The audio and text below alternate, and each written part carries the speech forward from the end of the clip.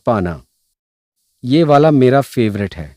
हम इंसान हैं और इंसानों से ही गलती होती है, पर गलतियों को ठीक करने की क्षमता, उसी से पता चलता है कौन अच्छा लीडर है और कौन अच्छा नहीं है। जो गलत हुआ है उसे सही करने की जो एक इच्छा होती है और उन्हें ठीक करना, ये एक बहुत जरूरी कंपोनेंट है अकाउंटेबिलिटी का। एक सक्सेसफुल टीम ने प्रॉपर प्रोसीजर सेट करने चाहिए असेसमेंट के लिए और इवैल्यूएशन जब सक्सेस डिपेंडेंट है रिजल्ट पर। अपने कामों का ट्रैक रखिए और अपनी स्ट्रैटेजी को बदलने के लिए तैयार रहिए अगर आपने जो सोचा है वो वैसा नहीं हो रहा है। इंक्लूजन और डाइवर्सिटी, जीतने वाले टीम अलग अलग पर्सपेक्टिव्स का इस्तेमाल करते हैं और आइडियाज का भी जो हर एक मेंबर के पास होता है, जिससे क्रिएटिव सॉल्यूशंस मिलते हैं। अगर आपकी टीम हर्ड मेंटालिटी से जूझ रही है तो ओरिजिनलिटी खत्म हो जाती है। अगर आप नोटिस करेंगे आपके टीम का हर एक मेंबर हर बार अच्छे आइडियाज के साथ आगे आ रहा है, तो उसका मतलब है कंसेंसस है। हमेशा वैरायटी को प्रमोट कीजिए ताकि आपको सबसे अच्छा सॉल्यूशन मिले, ना कि सबसे सिंपल वाला। अलग अलग डिपार्टमेंट से टीम मेंबर्स को कंबाइन करके, जिनके एबिलिटीज और व्यू पॉइंट्स अलग हैं, आप एक डाइवर्स टीम बना सकते हैं। नंबर 5, कलेक्टिव डिसीजंस लेना। अपनी टीम की कलेक्टिव स्ट्रेंथ का इस्तेमाल करके कोई यूनिक और क्रिएटिव सॉल्यूशंस मिल सकते हैं। डिसीजन मेकिंग में मेंबर्स को हिस्सा बनाने से कई सारे लोगों का क्रिएटिव पोटेंशियल इस्तेमाल किया जा सकता है, क्योंकि कंसेंसस डिसीजन मेकिंग जिसमें प्रोसीजर्स सही जगह पर होना जरूरी है। भले ही कॉन्वर्सेशन में कुछ लोग अपनी मन की बात सामने रख पाएंगे, फिर भी पीयर प्रेशर में आकर डिसीजंस नहीं लेना चाहिए। Number 6, participatory action. सारा काम खुद मत कीजिए। अगर आपको लगता है कि काम की क्वालिटी सही नहीं है, एक टीम के तौर पर टीम के साथ डिस्कस करके सोल्यूशन ढूंढना चाहिए। फिर से, जैसा हमने पहले डिस्कस किया, टीम बिल्डिंग के पीछे जो आइडिया है और टीम डायनामिक्स का भी, वो है काम का फेयर कंट्रीब्यूशन। टीम के हर एक मेंबर का अलग रोल होता है, उनके अपने स्ट्रेंथ्स और वीकनेसेस होते हैं, जिसके हिसाब से उन्हें चलना चाहिए। पार्टिसिपेटरी लीडर्स हमेशा सामने नहीं आते और टीम मेंबर्स को ऑपरेट करने देते हैं इंडिपेंडेंटली। अपने ग्रुप पर रौब जमाने के बजाय वो ग्रुप को रिसोर्सेज, डायरेक्शन और इंफॉर्मेशन देते हैं। लोग कैसे एक लीडर को फॉलो करते हैं।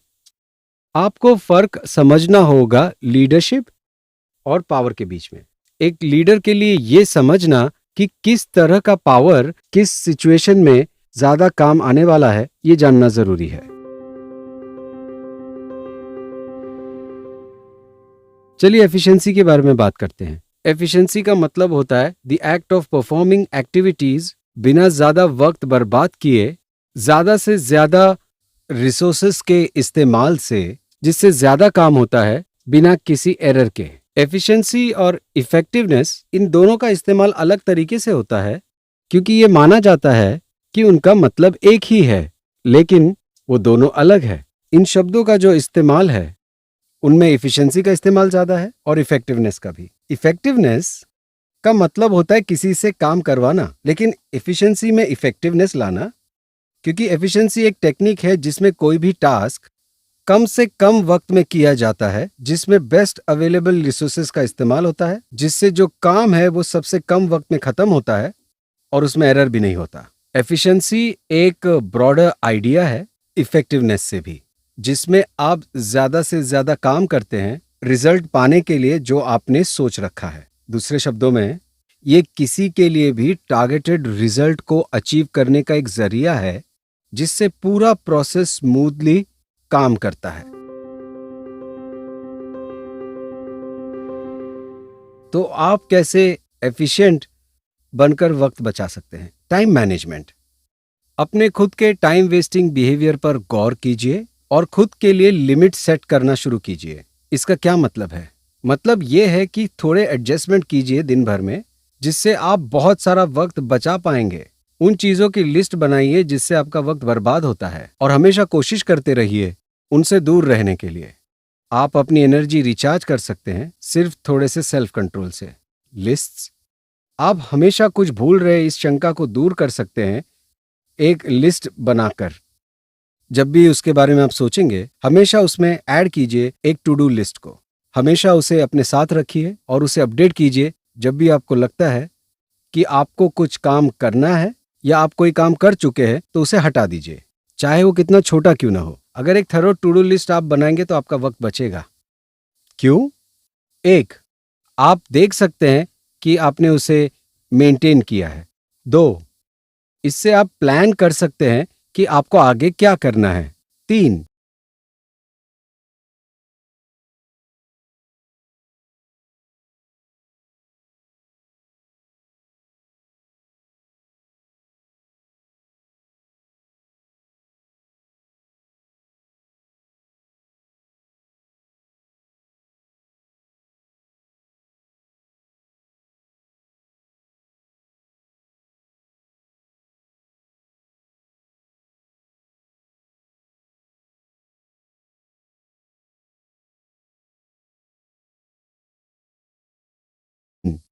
लिस्ट में से चीजों को हटाना। इससे पता चलता है कि आप काम कर रहे हैं। और तो और, इससे आपको अच्छा महसूस होता है। इससे दिमाग में एंडोर्फिन्स रिलीज होता है, क्योंकि जब आप कोई काम खत्म करते हैं तो आपको सक्सेस मिलता है, और सक्सेस मिलने से एंडोर्फिन्स रिलीज होते हैं, और इसका रिलीज होने से आपको हैप्पी ड्रग वाली फीलिंग मिलती है। एंडोर्फिन्स बॉडी का एक केमिकल है जो रिलीज होता है जब आप कुछ अकम्प्लिश करते हैं। यह आपके ब्रेन तक मैसेजेस भेजता है कि आपने सक्सेसफुली कोई टास्क खत्म किया है। उससे आपको खुशी मिलती है। Avoid distractions. आजकल की इस दुनिया में जिन स्मार्ट गैजेट्स का हम इस्तेमाल करते और हमारे आसपास इतने डिस्ट्रैक्शंस हैं, कभी फोन बज रहा है, कभी हम व्हाट्सएप चेक कर रहे हैं, कभी हम ईमेल्स चेक कर रहे हैं, या सोशल मीडिया पर हमें इंस्टेंट ग्रेटिफिकेशन मिल रहा है। हमें कॉन्स्टेंटली बम्बार्ड किया जाता है डिस्ट्रैक्शन से। एक ट्रू लीडर समझता है कि उसे अपने वक्त को कैसे प्रायोरिटाइज करना है। एक ट्रू लीडर दिन की शुरुआत में ही ये तय कर सकता है कुछ चीजों को जो वो पूरा करना चाहेगा। और जब कम लोग आसपास होते हैं या स्कूल में कोई नहीं है और आप दिन की शुरुआत जल्दी करते हैं, आप ज्यादा अकम्प्लिश कर सकते हैं जो आपको करना है। आप ये भी देखेंगे कि आपका काम कितनी जल्दी खत्म हो जाता है जब आप फोकस और कंसंट्रेट करते हैं उन पर। क्योंकि अगर आपका एटीट्यूड ऐसा है और आप दिमाग को शांत रखेंगे बिना किसी डिस्ट्रैक्शंस के, आप अपने एम पर फोकस अच्छे से कर पाएंगे। आपने जो वक्त बचाया है उसे आप एंजॉय कर सकेंगे, काम को जल्दी खत्म करके, या तो आराम करके या कोई दूसरा और काम करके। ये करके आपको फर्क समझ में आएगा। अगर आप हफ्ते में सिर्फ इसे एक बार करेंगे और जैसे आप इसमें बेहतर होंगे, हफ्ते में 2 बार कीजिए, फिर हफ्ते में 7 बार कीजिए, और धीरे धीरे इसे अपनी जिंदगी का हिस्सा बना लीजिए कि हर चीज जो आप करेंगे वो बेस्ड होगी फोकस, एफिशिएंसी, अकाउंटेबिलिटी और टास्क को अचीव करना, वो भी हाई स्टैंडर्ड पे। ये स्ट्रैटेजीज भले सुनने में आसान लगती हैं, पर अपनी आदतों को बदलना, क्रिएटिव होना, गोल सेट करना और इंटरेस्ट को एक्सपैंड करना, प्लान और टैलेंट को डेवलप करना और सभी लोगों का इन्वॉल्वमेंट बढ़ाना, ये सब करने के लिए हमें मोटिवेटेड रहना है। क्या कोई मोटिवेशनल फैक्टर्स हैं जो ज्यादा पावरफुल या सक्सेसफुल है, जो दूसरों से ज्यादा लोगों को इंस्पायर कर सकती है? हमारे इंटरनल मोटिवेशंस या रिवॉर्ड्स जो बिहेवियर के मेन ड्राइवर्स हैं, या ये इंटरनल और एक्सटर्नल ट्रिगर्स हैं जो दोनों जरूरी है? ह्यूमन मोटिवेशन बहुत कॉम्प्लिकेटेड है, और क्योंकि हम सोशल क्रीचर्स हैं, हम हमारे सराउंडिंग्स का हिस्सा है, और जो सोशल ग्रुप्स होते हैं उनका हम पर बहुत असर पड़ता है, क्योंकि उनसे हमें इंसेंटिव्स मिलती है और हम उसका असर पड़ता है जो हमारे आसपास है। मैंने हमेशा देखा है कि चाहे जो भी डिस्ट्रैक्शंस है हमारे आसपास, वो सेल्फ मोटिवेशन ही ट्रू एसेंस है सक्सेस के लिए। क्योंकि जैसे ही आप लाइफ में और भी चीजें अचीव कर रहे हैं, लेकिन उस जर्नी के दौरान आपको बहुत सारे लोग मिलेंगे, लेकिन जैसे ही आप इस जर्नी में आगे बढ़ेंगे, कुछ लोगों को आप पीछे छोड़ देंगे आपके वर्कलोड की वजह से या कुछ डिस्ट्रैक्शन से, और जैसे ही आप एकदम ऊपर पहुंचेंगे आपको पता चलेगा वहां बहुत अकेलापन है। तो आसपास मोटिवेशन को ढूंढने के लिए आसपास कोई लोग नहीं होंगे, लेकिन अगर आप कोई एक सिस्टम बनाएंगे जिससे आप खुद के सेल्फ मोटिवेशन तक पहुंच सकते हैं, ताकि जो